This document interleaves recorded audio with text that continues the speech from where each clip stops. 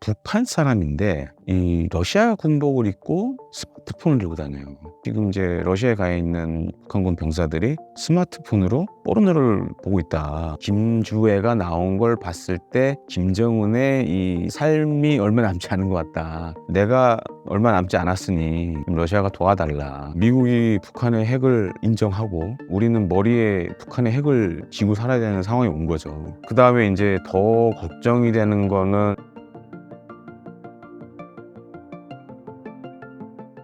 예, 안녕하십니까. 군사평론가 김대영입니다. 지금은 KDY 랩이라는 방산 국방 컨설팅 업체 CEO로 있고요. 이 밖에 KD 패스 뉴스라고 국방, 방산, 항공우주를 다루는 또 인터넷 뉴스도 지금 만들어서 하고 있습니다. 여기에 더해서 한국국가전략연구원 군사전문연구위원으로 또 활동을 하고 있고요. 요즘 사실 이제 국방, 외교, 안보, 방산 이슈가 워낙 많다 보니까 좀 상대적으로 좀 바쁜 시간을 보내고 있습니다. 트럼프 대통령 당선 이후 앞으로 한미 관계가 어떻게 흘러갈 것으로 보고 계시나요? 선거가 있던 날 제가 이제 뭐 뉴스 특보도 나가고 했는데 이번 선거 보면서 놀랬던 게 뭐냐면 사실은 이제 박빙승부가 되지 않겠냐, 해리스와 트럼프의 박빙승부 되지 않겠냐라고 미국의 조사기관들이 많이 예측을 했는데 결론적으로 봤을 때 다 틀렸죠, 지금. 이제 기존 언론 매체들의 역할이 이제는 많이 줄어든 것 같아요. 확실히 SNS가 지금은 정말 대세가 됐구나. 이번 미국 대선을 보면 특히 이제 우리가 잘 아는 일론 머스크의 X가 많이 영향을 준 것 같고, 아는 동생이 이제 미국의 방산업체에 근무를 하게 돼서 이제 미국을 갔는데 집을 구하는 우선순위가 우리하고 좀 다르더라고요.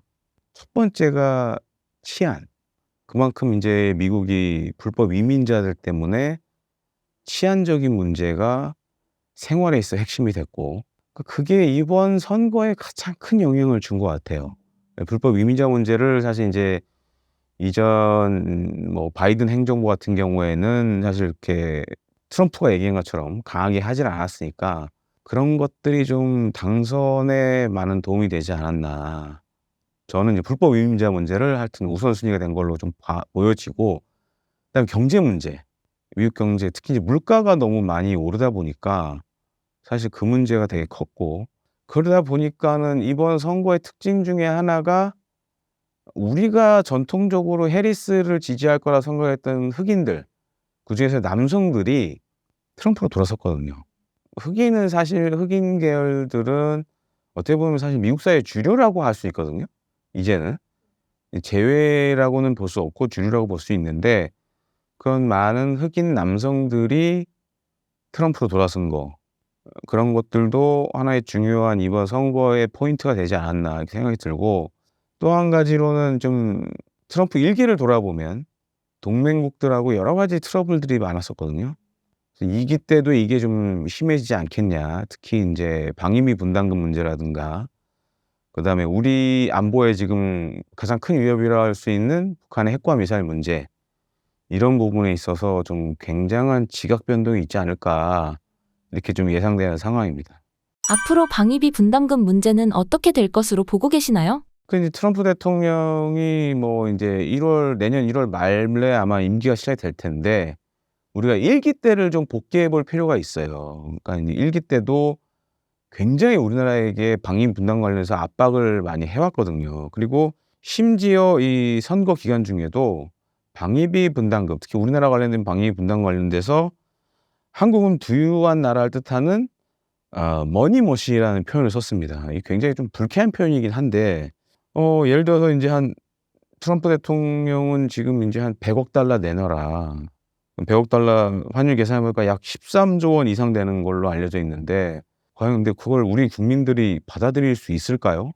또 이런 문제가 있고, 그럼 이제 뭐 병력을 빼겠다고 하겠죠. 주한미군 뭐 줄이고 뭐 이렇게 하겠다. 그래서 지금 이제 트럼프 2기가 상당히 무서운 게, 일단 의회 상하원을 다 거의 과반을 지금 장악을 했고 공화당이, 대통령, 행정기관, 행정부도 지금 트럼프 대통령이 됐죠.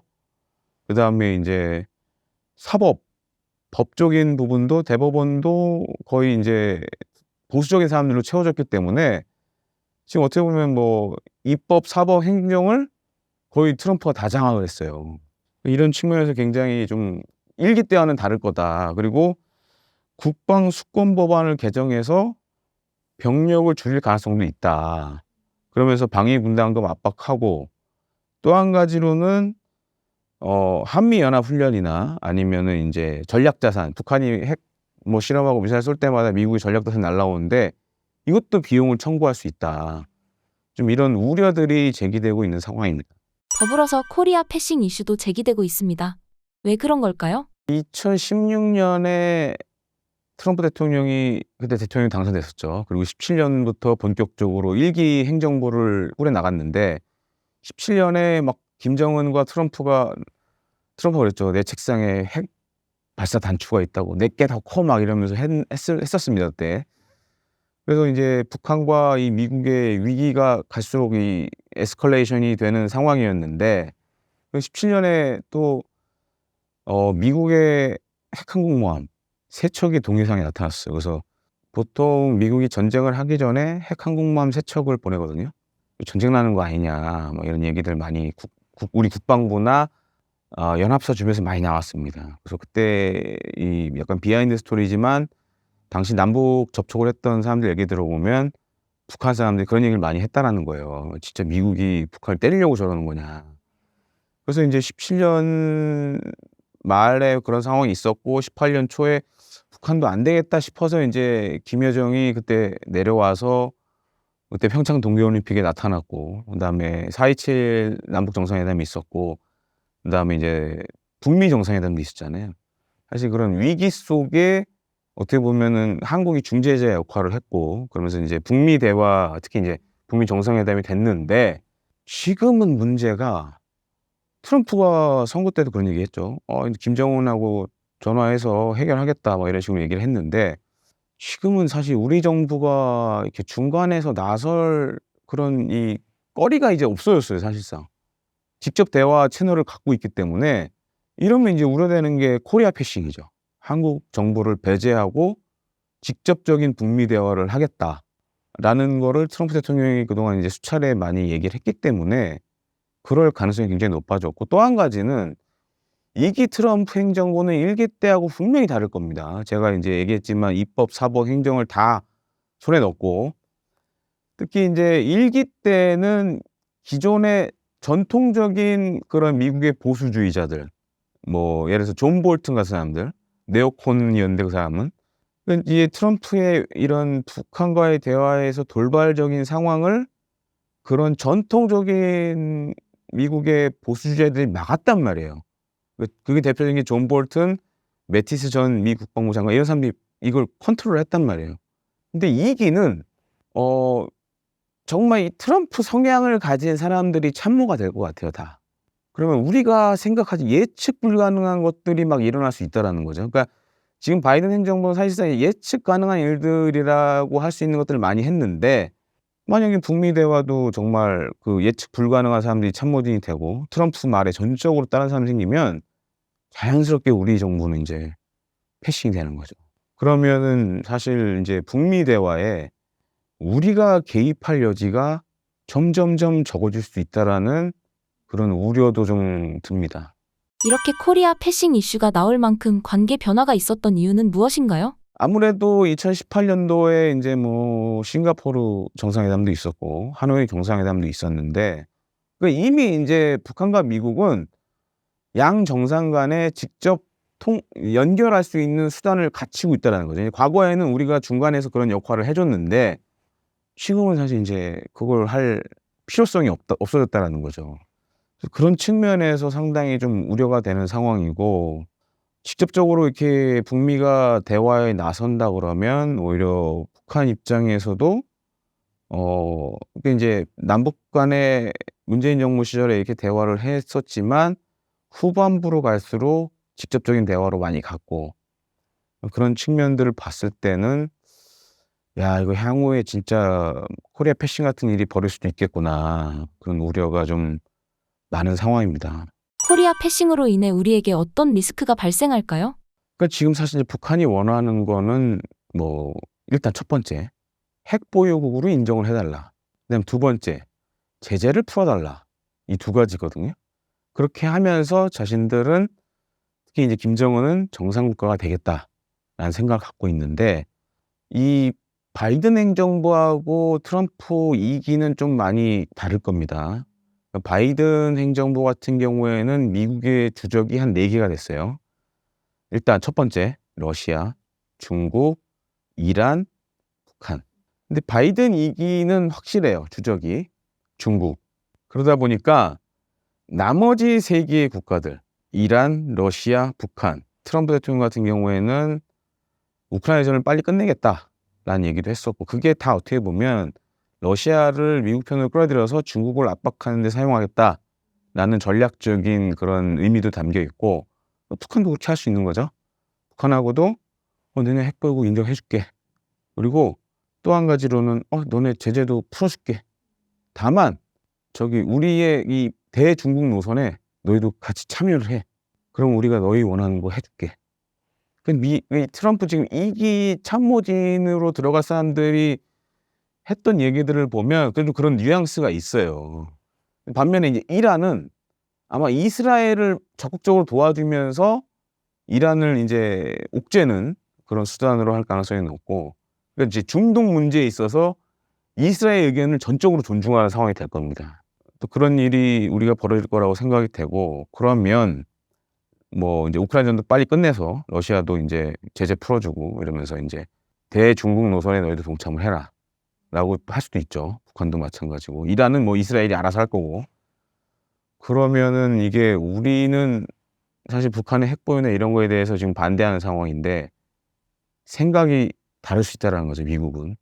그건 좀 우리가 예측 불가능한 그런 안보적 상황들이 많이 생길 수도 있고 또 한 가지로는 북한이 몇 달 전에 갑자기 이 농축 우라늄 시설을 보여줬어요. 원심 굴리기. 저는 그때 보면서 그 생각했거든요. 야, 쟤네들이 저거 이제 협상 카드로 들고 나오는 거 아니냐. 그러니까 하노이 노딜, 하노이 그때 북미 정상회담 때 노딜로 됐던 이유 중에 하나가 뭐 썰에 의하면 저 우라늄 농축 시설이었거든요. 그러니까 북한은 당시에 연변을 내주고 이 핵 문제를 이제 마무리 지려고 그랬는데 그때 이제 존 볼튼 같은 사람이 야, 연변 말고 또 있잖아. 우라늄 농축 시설 있잖아. 증거물을 거기서 꺼냈다는 얘기가 있더라고요. 그래서 이제 김정은도 화들짝 놀랐다는 얘기가 있는데 근데 갑자기 대선 전에 농축 시설을 보였단 말이에요. 물론 이제 북한은 뭐 핵무기를 많이 만들기 위해서 그걸 보여준 거다라고 이렇게 막 했지만 저거를 협상 카드로 쓰려고 보여준 게 아니냐라는 좀 생각도 많이 들고 또한 이제 몇 주 전에 또 북한이 화성 19형 ICBM 발사도 했죠. 그러니까 요것도 인제 어떻게 보면 이제 미국에 대한 위협을 한 것도 있지만 만약에 미국은 잘 되면 "우리 이거 안 할게." 그리고 북한의 이 대륙간 탄도미사일 개발을 보면 의아한 점 중에 하나가 보통 러시아나 미국도 한 종류, 두 종류 정도밖에 개발 안 해요, 새로운 ICBM을. 근데 북한은 막 지금 보면은 막 서너 종류를 개발했거든요. 과연 저게 군사적 목적을 가지고 하는 건지 그냥 쇼잉인 건지 그리고 인제 대륙간 탄도미사일은 핵심은 그겁니다. 우주 공간을 나가서 다시 들어오는 대기권 재진입 기술이 중요한데 북한은 단 한 번도 보여준 적이 없어요. 대기권 재진입 기술에 성공했다라는 거를.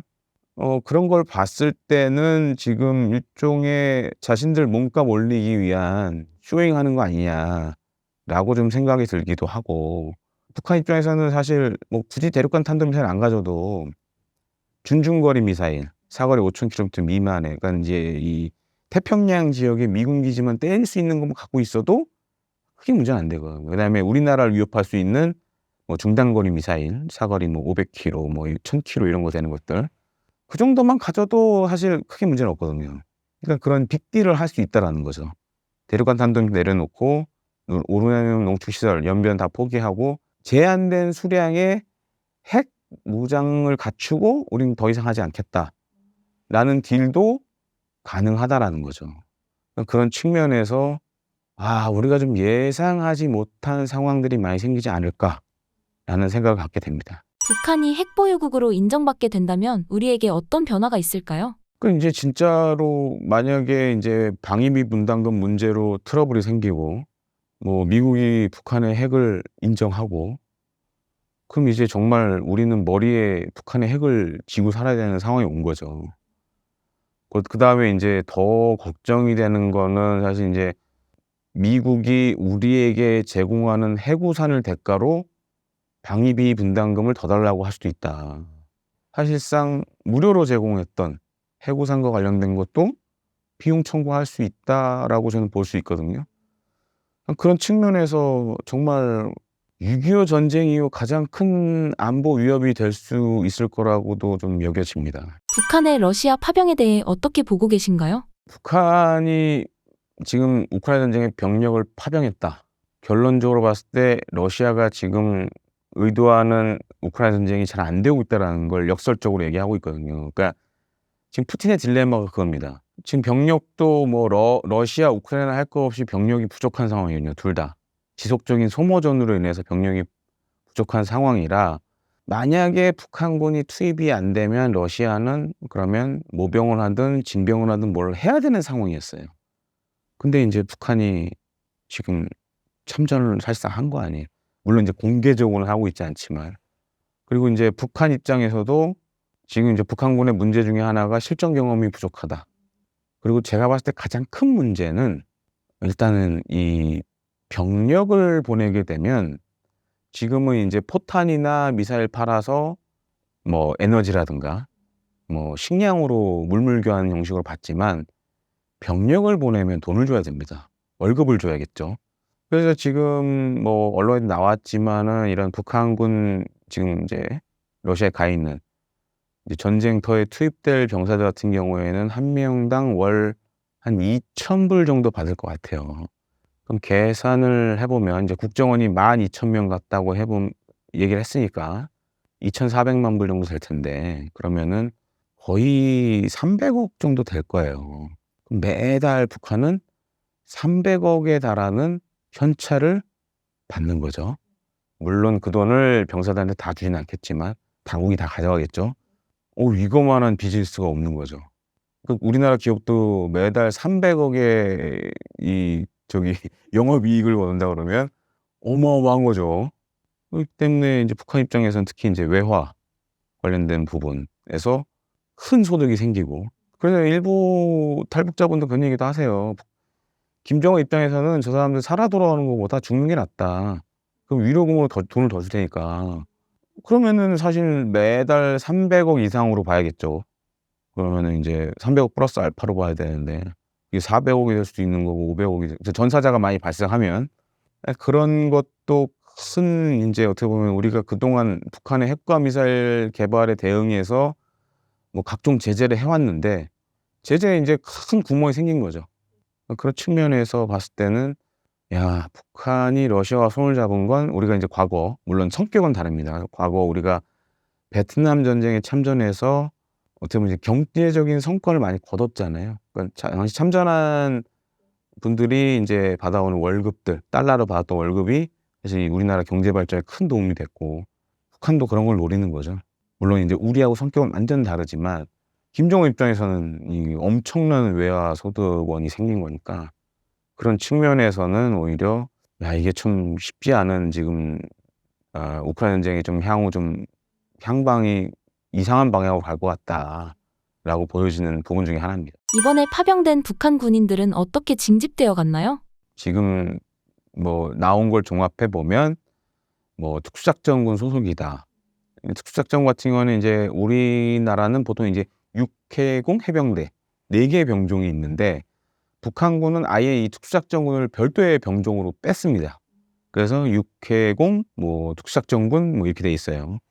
특수작전군은 어떻게 보면 인제 뭐 우리의 특전사하고 좀 성격이 달라요. 그러니까 인제 우리 특전사 후방에 침투해서 제2의 전선을 구축하는 게 목적이라면 북한의 특수작전군은 특전사 성격을 가진 부대도 있고 우리를 치면 육군에 보면 특공 뭐 이런 부대도 있잖아요. 그런 경보병들도 갖고 있고 그다음에 뭐 공수부대, 그다음에 인제 특공부대, 뭐 그다음에 우리로 치면은 뭐 해병대 같은 성격의 그런 부대들을 갖고 있고, 지금 이제 나온 영상들을 봤을 때는 그중에서도 베테랑들은 안 보낸 것 같아요.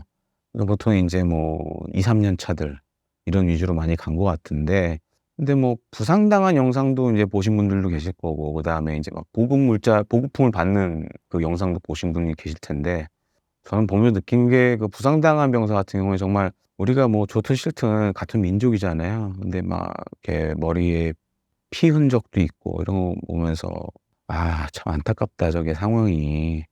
그렇게도 보여지고, 인제 우리나라 일각에서는 막 북한 특수작전군의 전투력을 굉장히 높게 평가하는 부분도 있지만, 저는 사실 그 사람들이 물론 좀 2-3년 차라면 그렇게 높은 전투력을 발휘하기는 어렵지 않나 이렇게 보여지고, 또한 인제 실제 지금 인제 뭐 뉴스에 나오지만 뭐 사상자도 생겼다, 부상자도 생겼다 나오지만, 본격적으로 만약에 전투에 투입이 되면 많은 피해를 볼 수밖에 없고, 그러다 보면 인제 외상 후 스트레스, PTSD 오는 사람들도 있을 거고, 잡히는 사람들도 있을 거고, 그다음에 탈영하는 사람도 있을 거고, 귀순하는 사람도 있을 거고, 이게 어떻게 보면은 김정은 입장에서는 이제 부메랑 효과로 날아올 수도 있다라는 거죠. 예. 그런 측면에서 물론 인제 돈을 버는 측면은 김정은 입장에서 좋겠지만, 이게 또 부메랑으로 날아와서 또 정권의 어떻게 보면 취약성을 더 키울 수 있다.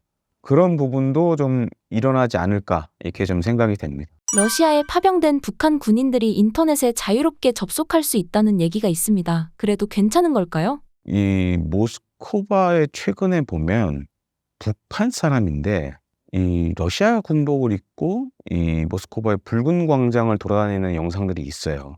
근데 거기서 잘 보면 스마트폰을 들고 다녀요. 그 러시아 내에서도 연락을 해야 되니까.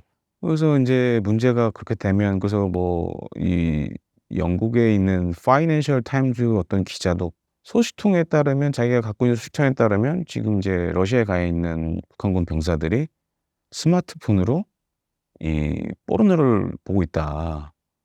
뭐 그런 게 한번 SNS에 올라왔습니다. 그래서 그걸 보면서 느낀 게, 사실 러시아 같은 경우에는 뭐 북한처럼 이렇게 막 뭔가를 많이 통제하고 이런 사회는 아니거든요. 근데 이런 데 노출이 되면 이게 심경의 변화가 올 수 있죠. 그리고 예를 들어서 러시아 내에서도 탈영할 수도 있고, 그러니까 못 보던 이제 새로운 문물들을 보게 되는 거니까. 이게 그런 측면에서 제가 앞서도 얘기했지만 이게 부메랑 효과로 날아올 수 있다라는 게 인제 그런 부분입니다. 인제 외부 세계의 새로운 시야를 인제 넓혀가는 거죠. 그러면 인제 심리적 변화가 많이 생길 수 있다라는 거죠. 그런 측면에서 '과연 이게 북한이 잘하고 있는 것일까?'라는 의문이 들기도 합니다. 지금 아마 가 있는 북한군 그 이제 병사들 가운데는 이제 보위부도 있을 거고, 기본적으로 북한 사람들이 이제 보위부의 감시를 받는데, 그런 감시를 더 엄격하게 받겠죠. 인제 만약에 그런 SNS를 보다가 걸리면 뭐 징벌을 당할 수도 있고, 아니면 다시 북한으로 복귀시킬 수도 있고, 그럴 가능성이 굉장히 높죠. 그리고 인제 기본적으로 인제 탈북하셨던 외교관분들을 보면 해외에 나가면 인제 인터넷을 자유롭게 쓸 수 있잖아요. 가장 먼저 검색하는 게 김정은이라고 그러더라고요. 뭐 거기서 찾아볼 수 있겠죠. 김정은 찾아보면 인제 한국말로 된 건 다 우리나라에서 나온 거니까. 그럼 또 그게 어떻게 보면 인제 귀순이나 탈영의 요인이 될 수가 있는 거죠. 그런 측면에서 제가 거듭 강조하지만 저게 부메랑 효과가 될 수 있다라는 거예요. 그래서 무서운 거죠. 우리나라가 심리전 측면에서 우크라이나에 도움을 줄 수 있다는 이야기가 있습니다. 어떤 내용인가요? 맞습니다. 그러니까 지금 사실 인제 러시아 우크라이나 전쟁의 특징 중에 하나가 인지전이라고 하는데, 러시아나 우크라이나는 인제 가짜 정보를 SNS를 통해서 막 유통을 시켜요. 그리고 어떤 것들은 자기네들이 검증해서 "아 이건 가짜 정보입니다."라고 밝히기도 하고. 근데 인제 이 북한군들 같은 경우에는 상대적으로 이 디지털 라이프가 아니잖아요, 북한은. 그래서 사실 SNS에서 해 봤자, 물론 이제 스마트폰을 갖고 있는 북한군들이 있을 수 있지만 효과가 없어요. 그러면 아날로그적인 방법으로 심리전을 해야 돼요. 예를 들어서 전단도 뿌리거나, 아니면 인제 뭐 방송을 안 되거나, 이럴 수밖에 없는데, 근데 인제 우크라이나는 일단 이 한국어를 잘 못하고, 그다음에 인제 이 라이프 스타일 자체가 완전 다르잖아요. 사고도 다르고. 그러다 보면 우리나라의 도움이 필요하죠. 그래서 사실 인제 북한군 참전이 인제 공식화되면서 나왔던 얘기 중에 하나가 "야 다 혹시 이 저기 우크라이나 정보 아는 사람이 없습니까? 좀 일을 하고 싶은데 같이." 근데 아마 지금쯤이면 인제 그런 접촉들이 있을 걸로 보여지고, 우리 정부도 우리 군에 인제 국군 심리전단이 있으니까, 국군 심리전단 같은 경우에는 사실 인제 전단도 만들어서 매번 이걸 만들고 갱신하고 하는 걸 해요, 새로운 내용으로 채워 놓고. 그런 측면에서 인제 우크라이나 같은 경우에는 우리의 그런 심리전 활동이 중요하다라고 할 수 있죠. 근데 그게 과연 우리 군이 나설 거냐, 아니면 이런 탈북자 단체들이 대신 해줄 거냐, 고거는 우리가 좀 신중하게 좀 검토를 해야 될 것 같은데, 뭐 모르죠. 지금도 가 있으실 분들이 있을 것 같아요. 제가 봤을 때는 탈북자 단체 중에 일부는 이미 우크라이나나 아니면은 인제 우크라이나 접경 지역, 폴란드나 이런 데 가서 활동하고 계신 분들이 있을 것 같아요. 그리고 부상자 영상 잘 보시면 저는 느낀 게 '아 저거 한국어 통역이 분명히 있는 것 같다.'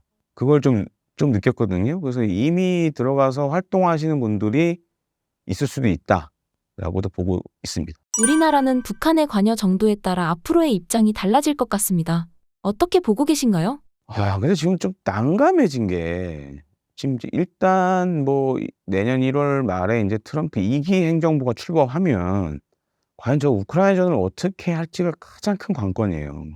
그 선거 때 계속 뭐 저희가 뭐 하루 만에 이거를 종전을 시키겠다 막 이런 얘기를 했는데, 지금 우리가 무턱대고 살상무기 지원하기에는 애매한 상황이 좀 됐고, 일단 인제 트럼프 2기 행정부가 어떻게 하냐를 좀 봐야 될 것 같아요. 근데 미국 쪽에서 지금 흘러나오는 소식을 보면 일단 이 지금 선거 때부터 뭔가 준비를 해 놓은 것 같아요. 그리고 젤렌스키 우크라이나 대통령도 선거 때 일단 트럼프 대통령을 만났고, 만나서 여러 얘기를 했고, 그래서 지금 뭐 미국 쪽에 흘러나온 얘기는 "향후 우크라이나의 나토 가입이 20년 내에는 안 된다." 뭐 이런 얘기 나오고 있고, 그래서 지금 너무 많은 우크라이나전과 관련된 변수들이 너무 많이 생겼어요, 이 지금 미국 대선 때문에. 그래서 좀 추이를 봐야 될 것 같고, 만약에 우리가 한다 그러면 일단은 방어용 무기 위주로 갈 수밖에 없을 것 같아요. 근데 지금 이제 우크라이나가 겪는 문제 중에 하나가 이 러시아의 그 이란에서 들어온 이 이란의 자폭 드론을 이용한 우크라이나의 중요 도시들에 대한 공습이 계속 끊임없이 이어지고 있어요. 10 월만 해도 뭐 한 2,000여 발 쐈다라는 얘기가 나올 정도로 강도가 좀 높아지고 있거든요. 그래서 지금 우크라이나가 좀 다급한 게, 그전에는 인제 뭐 포탄 이런 거였지만 포탄은 좀 어느 정도 지금 수급에 좀 안정화가 됐고, 특히 인제 유럽의 여러 나라들이 인제 팔을 걷어붙이면서 포탄은 어느 정도 수급이 됐고, 반면에 인제 지금 필요로 하는 거는 이 러시아의 이 순항 미사일이나 그다음에 이런 자폭 드론을 막을 수 있는 지대공 미사일, 지상에서 인제 이런 드론이나 전투기를 요격할 수 있는, 순항 미사일을 요격할 수 있는 미사일을 많이 요구를 하고 있어요.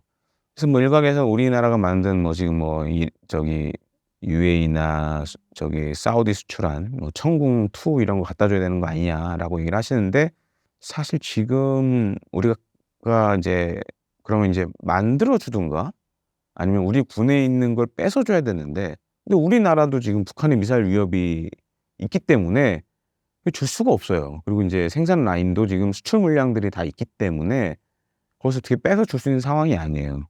그러면 인제 어떤 걸 줘야 되냐 고민을 해 보면, 인제 우리가 인제 과거에 썼지만 지금은 퇴역한 것들 보면 인제 그 대표적인 게 호크 지대공 미사일이 있습니다. 그래서 인제 이 중단거리 지대공 미사일인데, 과거 인제 미국에서 들여온 미사일이 있는데, 이거는 지금 인제 21 년도인가 아마 퇴역을 해서 지금 창고에 있는데, 요거는 지금 줄 수가 있죠. 그리고 일례로 대만이 사실 인제 미국을 통해서, 대만도 우리나라처럼 이제 우리 자국에서 만든 지대공 미사일로 이 호크를 대체했거든요.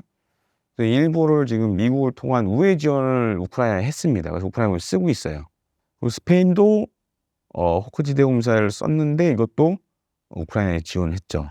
그래서 그게 일단 우선순위가 될 수 있고, 다만 인제 이게 해외에서 들여온 무기 같은 경우에는 도입국의 허가를 받아야 되는 문제가 있습니다. 만약에 우리가 좀 빨리 한다 그러면, 이제 바이든 행정부가 있을 때 한다 그러면 가능성이 좀 있는데, 트럼프 2기 행정부는 또 상황이 달라질 수가 있어서 그 문제가 있고, 두 번째로는 우리가 인제 과거에 1990년대 말에 프랑스에서 들여온 이제 미스트랄이라는 견착식 지대공 미사일이 있습니다. 이게 인제 뭐 2명이 운용하는 간단한 지대공 미사일인데, 고게 지금 인제 수명이 다 해 가요.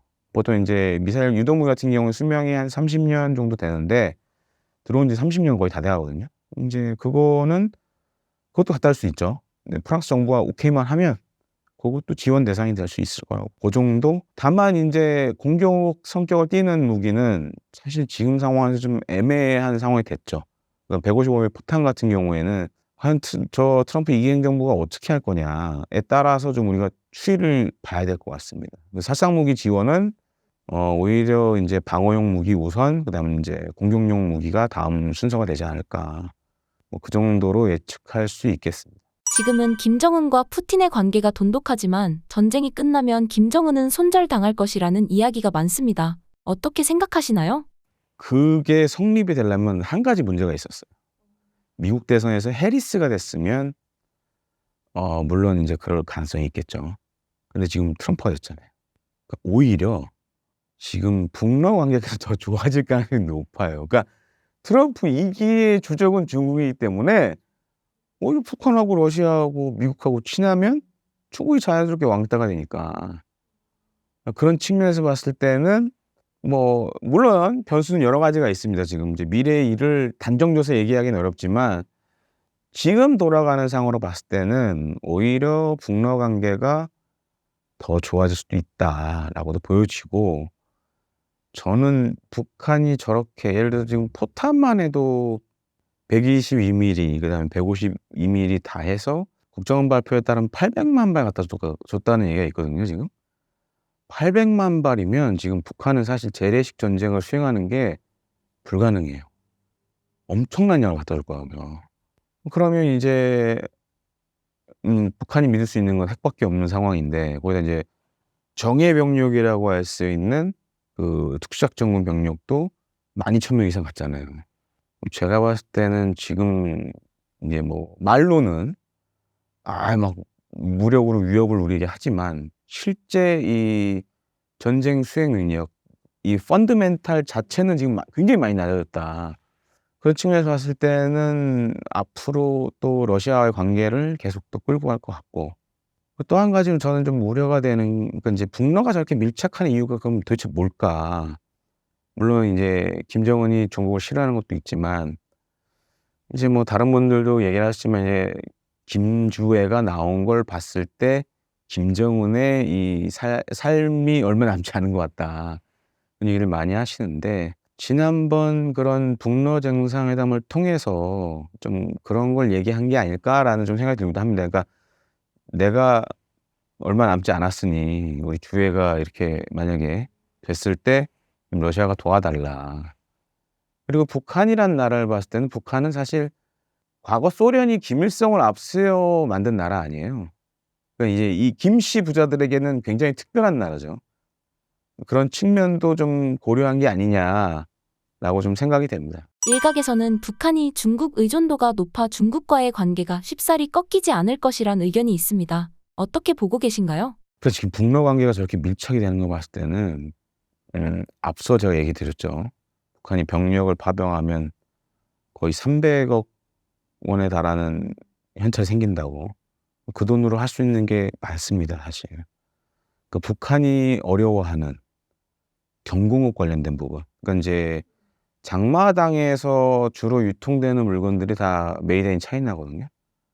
그럼 이제 김정은이 강조하는 것 중에 하나가 지방마다 이런 경공업과 관련된 거를 많이 해라. 그동안 돈이 없었거든요. 근데 지금 돈이 생기고 있잖아요. 그럼 북한이 어떻게 보면은 인제 북한의 아킬레스건이죠. 중국에 대한 경제 의존도가 너무 높다. 이거를 해결할 수 있는 거죠. 항상 북한은, 그리고 특히 김정은은 딜레마를 안고 있었거든요. 그러면서 지금 사실 이제 의붓형이라고 할 수 있는 김정남도 죽이고 장성택도 보내버렸잖아요. 그 사람들 왜 보냈냐. 중국이 장성택이나 김정남을 이용해서 자기 자리를 뺏고 중국식 사회주의를 북한에서 할 수 있다라는 위협을 항상 느껴왔거든요. 그런 위협을 러시아와 가까이 하게 되면 자연스럽게 없애는 거죠. 그리고 푸틴도 만약에 김정은이가 죽는다. 그럼 그런 상황에서 김주애에 힘을 실어주고, 지금 보시면 이제 뭐 유사시에 지원을 한다라는 그런 조항을 들어갔잖아요. 그게 무기가 될지 아니면 병력이 될지 모르겠지만, 만약에 김주애가 이 북한을 장악하는 데 어려움을 겪고 있다. 러시아가 군대도 보낼 수 있지 않을까? 저는 좀 그렇게 보고 싶습니다, 지금 상황이. 예전에 그런 우리가 냉전이 무너지고 나서의 한러 관계, 그다음에 북러 관계하고는 지금 완전히 다른 상황이 돼 버렸어요. 이 과거의 한러 관계를 생각을 하면서 지금 이제 미래를 보시려고 하는데, 분명한 건 지금 러시아 입장에서는 한국보다는 북한이 더 중요한 상황이에요. 그리고 지금 우리나라 입장에서도 러시아하고 뭘 할 수가 없어요. 물론 트럼프 2기 행정부가 출범을 해서 우크라이나전을 어떤 식으로든 종전을 하게 할 텐데, 거기서 만약에 대러 제재라든가 이게 풀리면 모르겠지만 뭐 여러 가지 가능성이 지금 있습니다. 그 대러 제재를 유지하면서 종전을 시킬지, 종전하면서 풀어줄지, 이건 좀 더 봐야겠지만, 제재를 계속 그 미국과 유럽 나라들이 한다라면 우리가 러시아에서 할 게 없어요. 경제 제재 때문에. 그리고 아시다시피 현대차도 철수했잖아요. 그런 것들이 사실 지금 한러 관계가 복원이 어려워지는 이유 중에 하나입니다. 반면에 이제 북러 관계는 그런 거 안 따지니까. 그래서 사실은 지금은 러시아가 북한과 손을 잡은 건, 지금 중요한 건 한국이 아니다. 지금 중요한 건 그 푸틴의 입장에서 봤을 땐 지금 중요한 건 북한이지 한국이 아니다. 그러니까 자꾸 책임을 전가하잖아요, 우리나라에. 그런 것도 좀 유심하게 살펴볼 필요가 있어요. 그 인제 일각에서는 뭐 "한러 관계 파탄을 뭐 조장하는 거 아니냐." 이렇게 얘기하시지만, 이미 지금 러시아 눈에는 한국은 안 보여요. 북한이 중요한 거지. 병력까지 이렇게 보냈는데 포탄을 800만 발을 보냈어요, 지금. 우리가 지금 갖고 있는 유사시에 대비한 이 155mm 포탄, 이게 썰에 의하면 최소 400만 발, 맥시멈 500만 발 얘기하는데 800만 발이면 거의 2배에 해당하는 양입니다. 그 정도로 지금 북한이 러시아에 올인을 하고 있다는 상황이에요. 그런 측면도 우리가 좀 고려를 해야 된다라고 봐야겠죠. 지금 인제 북한도 김정은 입장에서는 경제를 어떻게든 돌려야 되는데, 그렇게 따져 보면 이 우크라이나전 참전이 엄청난 기회라고 할 수밖에 없는 거죠. 저렇게 무리수를 둬가면서 한다라는 거는 수지타산이 맞는다라고 계산하는 거죠. 그런 측면에서 우리가 북한의 이 우크라이나 참전을 좀 그런 시각도 봐야 되지 않냐라고 생각을 합니다. 트럼프 당선과 북러 관계가 돈독해짐에 따라 중국은 계속 고립되는 상황으로 보입니다. 앞으로 어떻게 될까요? 트럼프 2기는 목표가 뚜렷해요. 그래서 지금 뭐 관세 폭탄 얘기도 나오고 하는 게, 이 지금 인제 워싱턴에, 이건 민주당, 공화당 다 떠나서 워싱턴의 생각은 이번 기회에 중국을 어떻게든 쓰러뜨리지 않으면 이 지금 미국의 지위가 흔들릴 수밖에 없다라고 지금 생각을 하는 것 같고, 아마 이 중국이 지금 인제 수출을 하려고 하는 것들, 뭐 중국이 좀 강점을 갖고 있는 것들, 예를 들어 전기차, 스마트폰, 굉장히 어려워질 겁니다, 앞으로.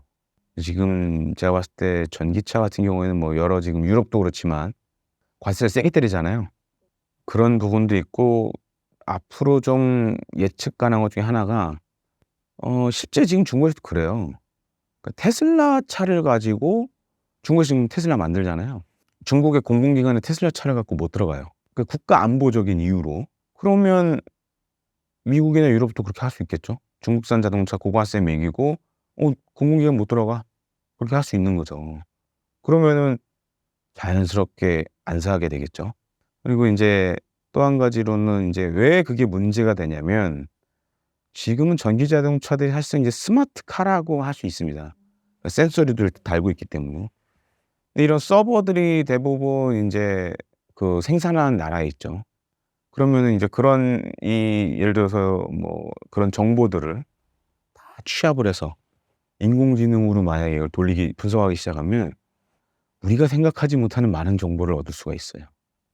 그래서 그것도 이슈가 될 수 있고 또 한 가지로는 아마 지금 이제 중국이 인공지능 열심히 하지만 해외에 수출되는 스마트폰에 미국이나 뭐 EU 회원국들이 우리나라에 들어오는 스마트폰에 중국산 인공지능 탑재하면 안 돼.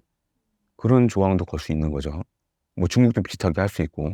중국은 아예 지금은 사실 그런 상황이고. 그런 것들이 적용되면 수출 시장에서 경쟁력을 잃을 수밖에 없죠. 특히나 경제도 안 좋은데. 이런 것들도 이 트럼프 2기 때는 충분히 가능하다. 그다음에 인제 하여튼 인제 그 미국과 막 지금 다투고 있는 그런 인제 핵심 산업에서 그런 일이 앞으로 비일비재하게 발생할 거다라고 저는 예상하고 있습니다. 중국은 앞으로 다가올 위기를 어떻게 타개해 나가야 할까요? 사실 인제 뭐 중국이 미국 대선 관련해서 어떤 특정 후보를 지지하지는 않았지만 사실 내심 해리스가 되길 바랐거든요. 왜냐하면 해리스는 예측 가능한 사람이었고 그다음에 인제 좀 빠져나갈 구멍, 중국이 빠져나갈 구멍을 좀 만들어 줬어요. 근데 트럼프는 사실 예측 불가한 사람이고 그것도 시진핑도 1기 때 겪어 봤잖아요. 그러니까 아마 초기에는 뭐 저자세로 나갈 가능성도 있죠. 근데 워낙 지금 인제 워싱턴 조야의 생각은 뭐 앞서 말씀드렸다시피 이번 기회에 쟤네 중국을 넘어뜨리지 않으면 이 초강대국의 지위가 흔들릴 수밖에 없다라고 생각을 하고 있기 때문에 쉽지만은 않을 거라고 보여집니다. 2018년을 기점으로 어떤 일이 벌어지냐면 근데 이제 북미 관계가 좋아지니까 미국의 이런 해군의 함정 그다음에 인제 뭐 전략 자산들이 갑자기 대만 해협에 나타났어요.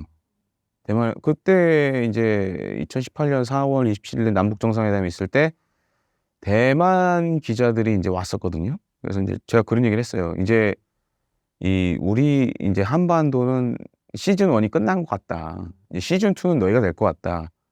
그래서 2018년도부터 이 대만 주변에 이 미국 특히 대만 해협, 중국이 가장 민감해하는 대만 해협 여기에 갑자기 미국 배들이 막 나타나기 시작해요. 지금까지 계속 인제 공개하면서 하고 있어요.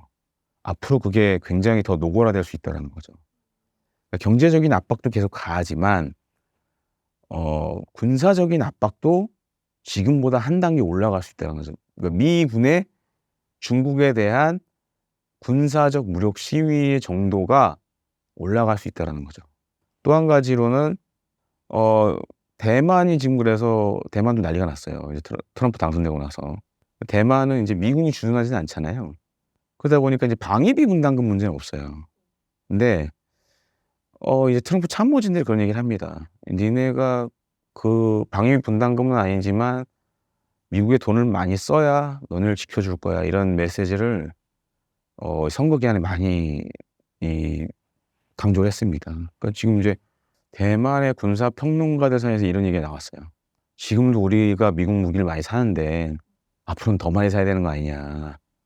그래서 그런 게 얘기가 나오는 걸 봤을 땐 대만 입장에서는 할 수밖에 없는 거죠. 대만이 그럼 지금보다 더 많은 인제 미국산 무기들을 많이 살 거고 그러면 인제 중국도 굉장히 좀 괴로워지는 상황이 되는 거죠. 지금도 이제 많이 사고 있는데 최근에 뭐 자폭 드론도 막 2,000발 2,000여 개 정도 샀고 그다음에 뭐 여러 가지 미국 무기 사고 있고 최근에 좀 가장 놀란 것 중에 하나가 인제 대만이 미국으로부터 인제 우크라이나전에서 많이 쓰였던 하이마스 유명해진 그거를 인제 구매를 했는데 인제 미 육군 인제 포병 학교가 그 포트실이라는 데 있어요. 거기서 인제 대만군이 교육받고 수료한 사진을 갑자기 이걸 공개를 했어요 미국이. 그러니까 이거 굉장히 메시지가 있는 거거든요. 사실 지금은 인제 우리나라도 마찬가지입니다. 대만하고 공식적으로 외교 관계를 맺고 있는 나라가 아니에요 우리나라는. 그래서 인제 타이베이 가 보시면 이제 서울 대표부가 있고 서울에는 타이베이 대표부가 있어요. 그러니까 대표부 형식으로 돼 있어요. 미국도 마찬가지예요. 근데 이렇게 미군의 사진에 대만군이 이렇게 같이 있다라는 거는 이게 잘 보면 '대만을 나라로 인정하는 거야?' 이렇게 볼 수도 있거든요. 중국이 굉장히 발끈해할 수 있는 상황인데 아무 얘기를 안 하고 있어요 지금 중국 정부에서. 외교부 대변인도 아무 얘기 안 하고 있고. 그런 식으로 괴롭힐 수 있다라는 거죠. 근데 자꾸 대만을 가지고 뭐라고 하면 예를 들어서 미군이랑 같이 있는 대만군 사진 이런 걸 통해서 "두 개의 중국이 될 수도 있어." 그런 메시지를 인제 계속 보낼 수 있다라는 거죠. 우리나라를 둘러싼 주변국들의 상황이 점점 더 복잡해지고 있습니다.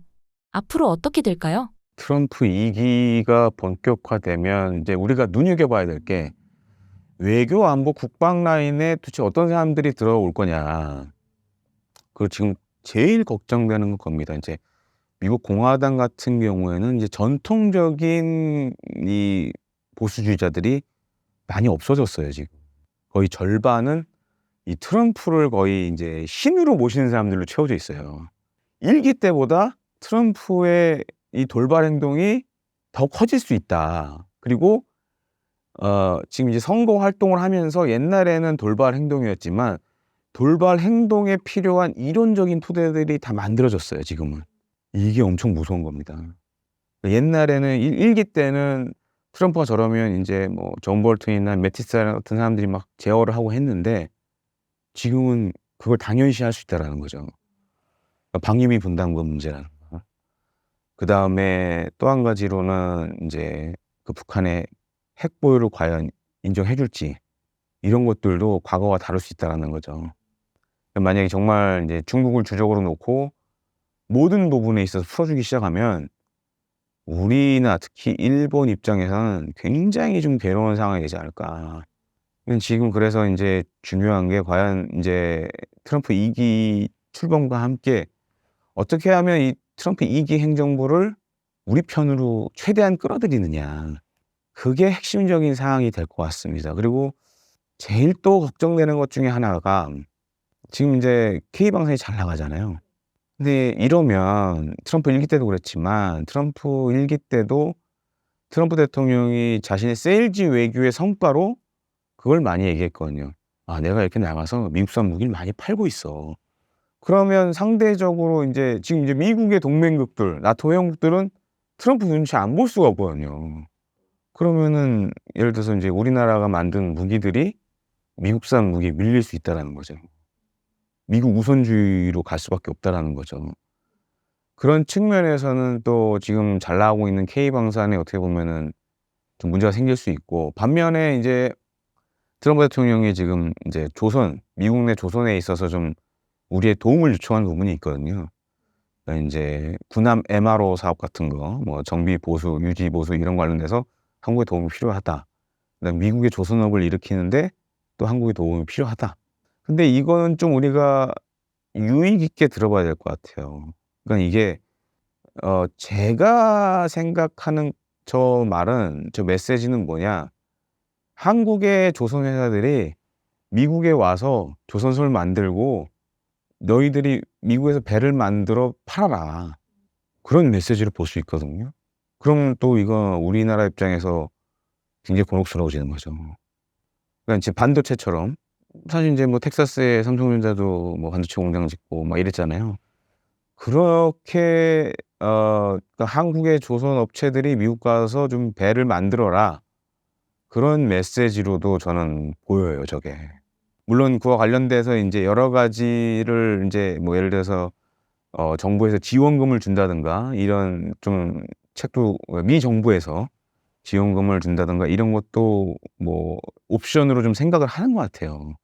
근데 뭐 우리나라 입장에서 봤을 때는 어떻게 보면은 저게 손해일 수도 있죠. 왜냐하면 우리나라 일자리가 그만큼 줄어들 수밖에 없으니까. 그런 것들도 지금 잘 좀 봐야 되지 않나 이런 생각이 됩니다. 우리나라의 방위산업은 앞으로 어떻게 될까요? 뭐 여러 가지 시나리오를 좀 생각해 볼 수 있는데 일단 우리나라도 인제 방위비 분담금을 그렇게 많이 줄 수 있는 상황이 아니잖아요. 그러면 인제 해외 도입 무기 가운데 우선순위를 미국산을 둬야겠죠. 예, 그런 부분을 통해서 방위비 분담금에 대한 압박을 좀 낮춰야 될 상황이 온 것 같고, 또 한 가지로는 제가 앞서 말씀한 해외 시장에서 트럼프 대통령이 인제 정말 미국산 무기 세일즈 나서면 안 그래도 지금 다 눈치 보는 상황인데, 그러면 우리가 뭐 아무리 가성비 이런 거 얘기해도 미국산 무기를 선택하기 정치적, 외교적 판단을 할 수밖에 없는 거죠. 트럼프 2 기가 돼도 아마 인제 미국산 무기에 대한 세일즈를 1기 때보다 더 강하게 할 것 같아요. 그래서 사실은 인제 트럼프 대통령 인제 결정되고, 물론 인제 일론 머스크의 뭐 여러 업체들 이 특히 인제 테슬라가 많이 올랐지만 방산주들도 한 2% 3% 다 올랐어요. 그 뭐 우리가 인제 잘 아는 로키드 마틴, 뭐 레이시온, RTX, 뭐 텍스트론, 제너럴 다이나믹스, 뭐 이런 미국의 방산 업체들 다 2-3% 씩 올랐습니다. 근데 앞으로는 더 오를 것 같아요. 참고로 지금 로키드 마틴 경우에는 한 주당 거의 인제 $500 이상이에요. 어마어마하죠. 특히 인제 우크라이나 전쟁으로 지금 미 방산 업체들이 정말 대호황이고, 향후 이게 진짜 트럼프 2기 때도 미국산 무기 세일즈 본격 나서면 더 갈 수 있다라는 거죠. 그다음에 우크라이나전이 25년에 어떻게든 끝날 것 같은데, 그래도 또 한 가지가 지금 인제 중요한 시기가 뭐냐면 한 80년대 90년대 도입했던 무기들 좀 다 갈 시기가 됐어요 또. 사실 우리가 그런 반사 이익을 많이 보고 있는데, 그럼 이제 이런 것들 대체 수요를 미국산 무기들이 많이 가져간다는 거죠. 그러면은 지금 주가보다 오히려 더 갈 수 있다라고 보여지고, 그다음에 또 한 가지로는 아마 이 나토 회원국들도 비슷할 겁니다. 지금 인제 GDP 대비 2% 이상 쓰라고 계속 강조를 해 왔고요, 트럼프 1기 때도. 근데 막 뭐 프랑스, 독일을 안 썼거든요. 근데 지금은 인제 우크라이나 터지니까 막 쓰려고 막 하고 있어요. 그 이상 쓸 거고, 그러면 인제 그런 걸 빌미로 미국산 무기 사라 그럴 거고. 지금 인제 전통적인 미국의 방산 업체 외에도 부주 앨런 해밀턴이라든가, 그다음에 펠런티어 테크놀로지스, 그다음에 인제 레오도스라고 그런 방산 스타트업들이 최근에 미국에서 주목을 많이 받아요. 왜 주목을 받냐? 그 미국의 대형 방산, 그러니까 미국이 냉전이 끝나고 여러 개 있던 방산 업체들이 인제 M&A를 해서 지금 4 개, 5개 이렇게 줄어들었어요.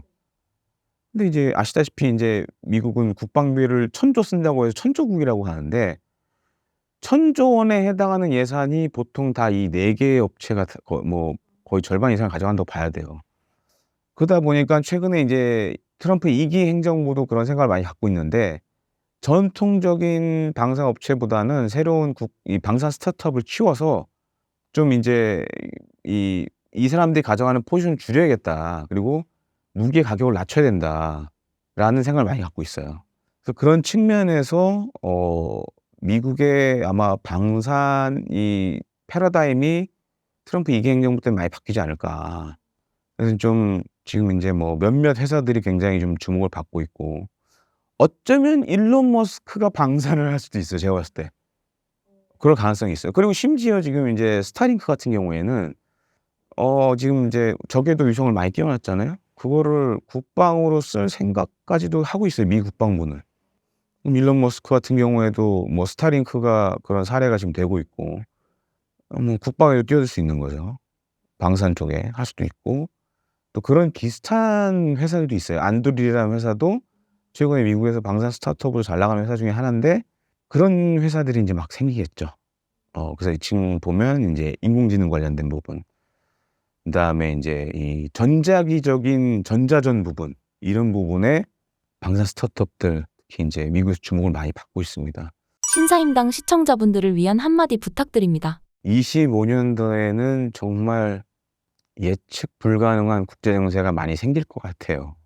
그리고 투자라든가 이런 부분에 있어서도 많은 정말 우리가 겪어보지 못했던 일들이 다시 생길 수 있습니다.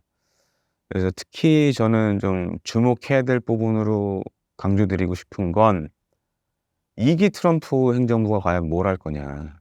그런 부분에 있어서 좀 주의 깊게 보실 필요가 있고, 또 한 가지는 우리 정부도 지금 2기 트럼프 행정부를 어떻게 우리 편으로 만들 것이냐에 대해서도 좀 여러 가지 대책들을 세워 놓아야 되지 않을까, 이렇게 생각이 됩니다. 그리고 국제 정세가 굉장히 돌발적으로 변할 수 있다. 그 어느 때보다 리스크가 커지고 있고, 그런 부분에 있어서 우리가 생각하지 못한 또 하나의 미래가 펼쳐지지 않을까. 기대보다는 우려가 많이 되는 상황이라고 좀 마무리를 짓고 싶습니다.